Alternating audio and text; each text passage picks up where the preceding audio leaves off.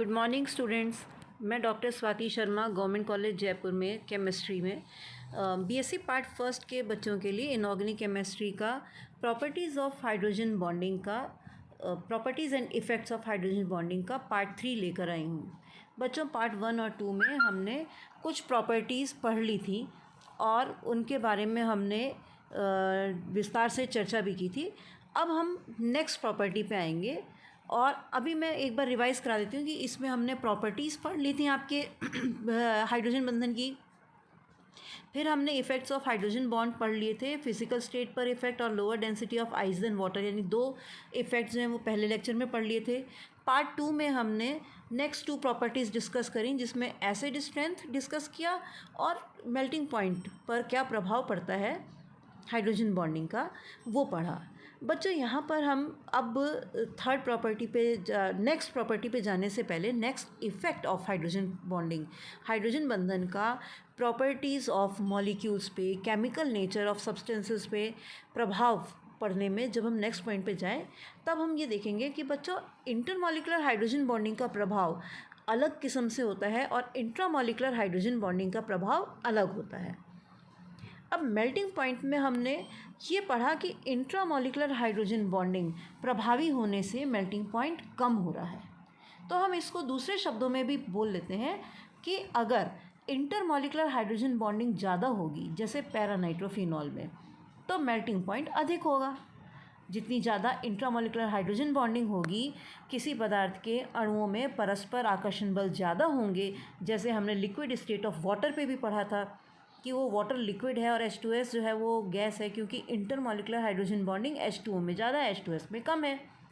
तो वो आपने बॉइलिंग पॉइंट और फिजिकल स्टेट का पढ़ा था।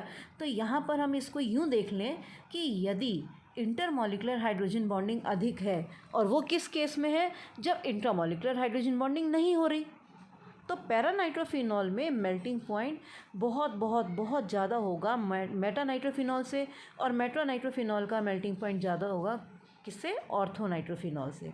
क्यों? क्योंकि इंटरमॉलिक्यूलर हाइड्रोजन बॉन्डिंग पैरानाइट्रोफिनॉल में मैक्सिमम है, मेटा में उससे बहुत कम है, और ऑर्थोनाइट्रोफिनॉल में उससे कुछ कम है। ये चीज़ समझ में आ गई। अब हम देखते हैं कि इंटरमॉलिक्यूलर हाइड्रोजन बॉन्डिंग यदि संभव हो तो वो पदार्थ जो है वो घुलनशील हो जाता है किसी ऐसे पदार्थ में जो इसके साथ intermolecular hetero intermolecular hydrogen bonding कर ले। इसी पैरानाइट्रोफिनॉल को देखें, जिसमें इंट्रामॉलिक्यूलर हाइड्रोजन बॉन्डिंग नहीं हो रही है और इसके नाइट्रो और hydroxyl groups intermolecular hydrogen bonding के लिए फ्री हैं। अब ये अगर इंटरमॉलिक्यूलर हाइड्रोजन बॉन्डिंग होमो है तो मेल्टिंग पॉइंट बढ़ जाता है, ये हमने पढ़ लिया। अब अगर ये इंटरमॉलिक्यूलर बॉन्डिंग किसी दूसरे पदार्थ के अणुओं के मध्य होती है, यानी कि हिट्रो इंटरमॉलिक्यूलर हाइड्रोजन बॉन्डिंग होती है, तो वो उसकी घुलनशीलता को प्रभावित कर देगी, बढ़ा देगी। तो इसको देखते हैं हम नेक्स्ट पेज पे। देखिए, due to similar reason paranitrophenol is more soluble in water than orthonitrophenol. इसी का मिलते जुलते कारण, यानी कि हिट्रो इंटरमॉलिक्यूलर हाइड्रोजन बॉन्डिंग की वजह से पैरानाइट्रोफिनॉल जल में अधिक घुलनशील है ऑर्थो के मुकाबले, मेटा से भी। यानी जल में घुलनशीलता पैरानाइट्रोफिनॉल की सर्वाधिक है, मेटा की उससे कम है, और ऑर्थो तो बहुत ही कम डिज़ोल्व होगा क्योंकि वो खुद से ही हाइड्रोजन बॉन्डिंग कर रहा है, इंट्रामॉलिक्यूलर हाइड्रोजन बॉन्डिंग कर रहा है, तो फिर वो जल के अणुओं से हाइड्रोजन बॉन्डिंग करने के लिए फ्री नहीं होता है। चलिए, अब हम अगला प्रभाव देखते हैं। नेक्स्ट 5th इफ़ेक्ट जो है वो है HCl shows acidic character due to polarisation they give H+ ion. HCl का अम्लीय प्रकृति होती है। तो वो क्यों होती है? क्योंकि पोलराइजेशन के कारण, ध्रुवीकरण के कारण H+ आयन और Cl- आयन प्राप्त हो जाते हैं। ये बात क्यों बोलनी पड़ रही है? क्योंकि HCl में सहसंयोजक बंध बनता है, ये आयनिक बंध नहीं है। अब वो सहसंयोजक बंध कैसा है? द्विध्रुवीय है। तो HCl में पोलराइजेशन, ध्रुवीकरण के कारण पार्शियल आंशिक धनावेश आ जाता है H+ आयन पे, पर वो इतना ज़्यादा होता है कि H+ आयन मिल जाता है। उसके उलट हाइड्रोजन फ्लोराइड जो है वो स्ट्रॉन्गेस्ट पोलराइजेशन शो करता है। फ्लोराइड जो है आपको मालूम है सबसे ज़्यादा विद्युत ऋणी है, तो वो हाइड्रोजन फ्लोराइड में ध्रुवीयकरण जो है, द्विध्रुवीयकरण है, वो सबसे ज़्यादा होता है। तो H+ और F- ये तो आयनिक हो जाना चाहिए, पर ऐसा नहीं होता है। तो ये सहसंयोजक बंध, पर बेहद बेहद ध्रुवीयकरण है, इसमें द्विध्रुव बहुत ज़्यादा है। तो स्ट्रॉन्गेस्ट पोलराइजेशन होता है। स्ट्रॉन्गेस्ट किस किस में? Hydrogen fluoride, hydrogen chloride, hydrogen bromide, hydrogen iodide जब हम डिस्कस करते हैं तो स्ट्रॉन्गेस्ट पोलराइजेशन किस में, ध्रुवीकरण किस में देखने को मिलता है? हाइड्रोजन फ्लोराइड में। तो उसकी वजह से ये क्या होगा? होना तो ये द्विध्रुवीकरण की वजह से, स्ट्रॉन्गेस्ट पोलराइजेशन की वजह से ये स्ट्रॉन्गेस्ट एसिड होना चाहिए था, पर ये एक दुर्बल अम्ल है। क्यों है? क्योंकि because due to hydrogen bonding it shows least tendency to liberate H+ ions.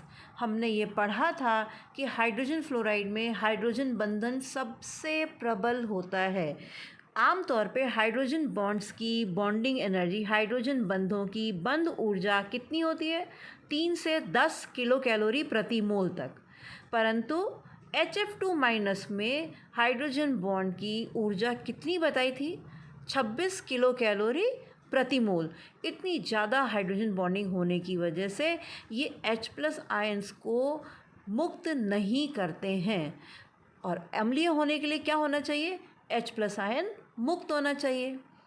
अब क्योंकि हाइड्रोजन फ्लोराइड H+ आयन मुक्त नहीं करता है, क्योंकि इसमें प्रबलतम हाइड्रोजन बंध होते हैं, इसीलिए ये एक दुर्बल अम्ल है। समझ में आया? अब हम अगले पॉइंट की ओर बढ़ते हैं कि boiling points of hydrides of group 15, 16 and 17 are exceptionally high due to hydrogen bonding. क्या बोला हमने?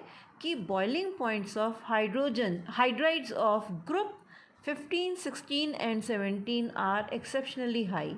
The boiling points decrease from first row to second row, and then they regularly increase due to increase in molecular weight. ये कुछ उल्टा पुल्टा हो गया।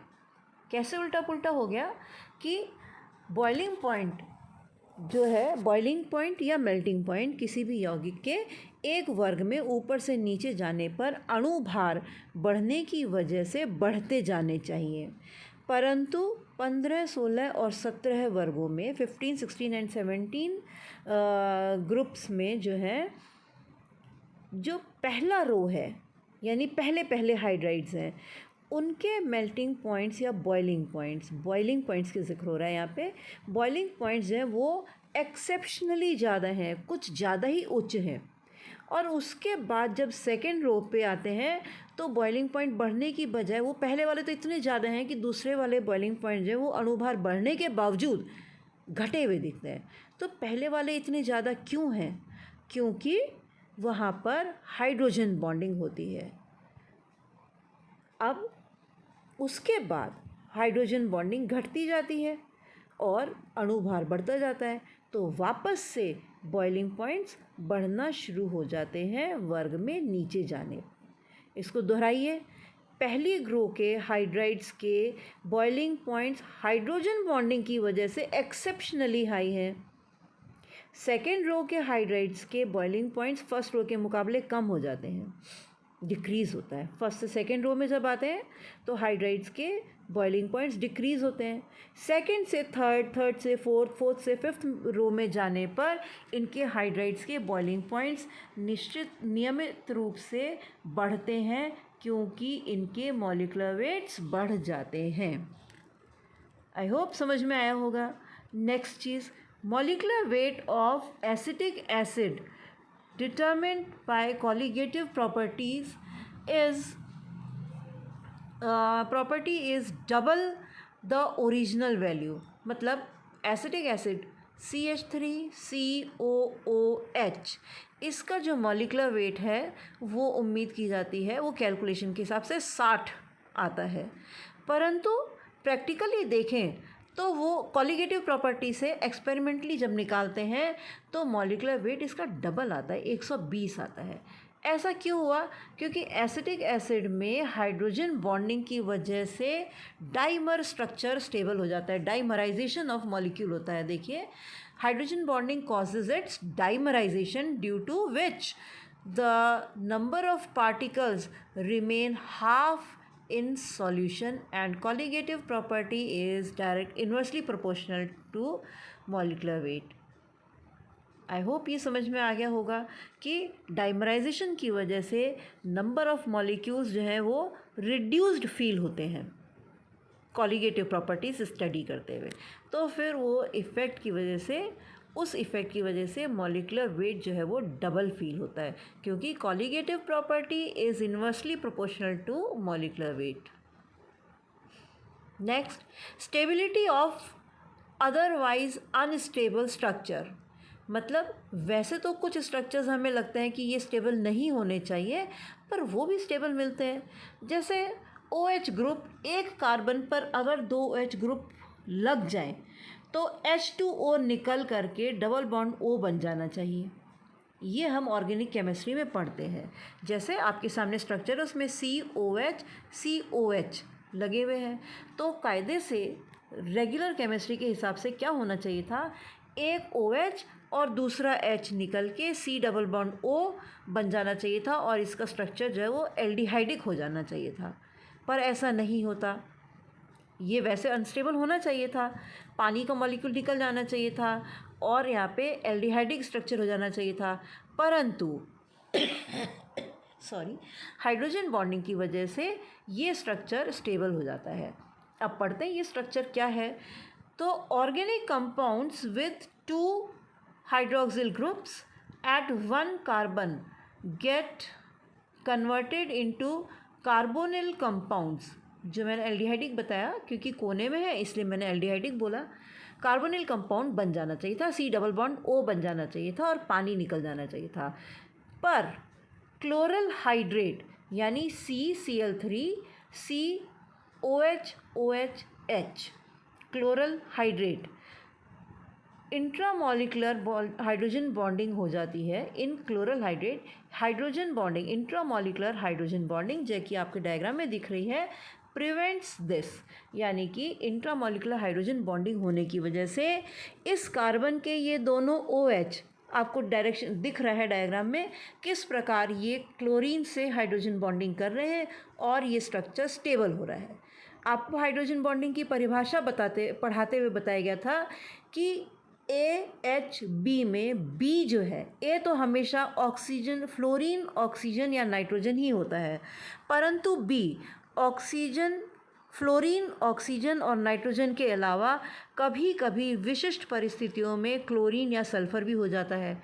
तो ये वो विशिष्ट परिस्थिति है, एक ही कार्बन पे 3 क्लोरीन होने की वजह से ये हाइड्रोजन बॉन्डिंग यहाँ पे हो रही है और क्लोरल हाइड्रेट जैसा अनस्टेबल स्ट्रक्चर होना चाहिए था पर वो स्टेबल हो रहा है और इस क्लोरल हाइड्रेट में एक कार्बन पर 2 OH ग्रुप्स स्टेबल हो गए।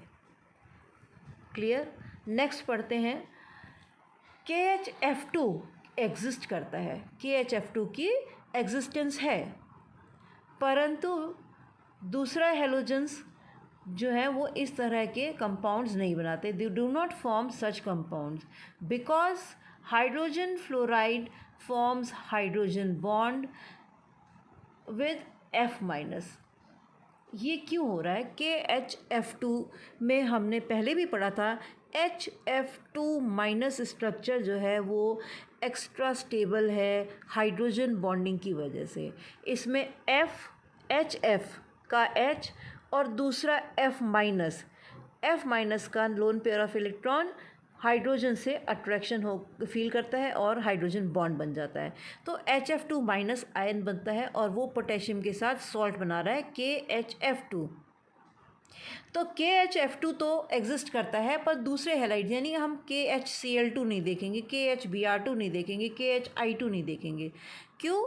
क्योंकि HF2- ही हाइड्रोजन बॉन्डिंग की वजह से एग्जिस्ट करता है। तो KHF2 exists where as other halogens do not form such compounds because hydrogen fluoride forms hydrogen bond with F minus and results in HF2 minus ion. ठीक है, HF F माइनस के साथ हाइड्रोजन बना करके HF2 minus ion बनाता है। ये HF2 minus ion जो है वापस से K प्लस आयन के साथ जुड़ करके इलेक्ट्रोस्टैटिक फोर्स ऑफ अट्रैक्शन वाला कंपाउंड बनाता है KHF2। आई होप आपको ये समझ में आया होगा। इफ़ेक्ट्स इतने ही हैं और इस वीडियो में हमने सारे इफ़ेक्ट्स पढ़ लिए हैं। तो हाइड्रोजन बॉन्ड के प्रॉपर्टीज़ एंड इफ़ेक्ट्स इस वीडियो में ख़त्म होते हैं। Thank you.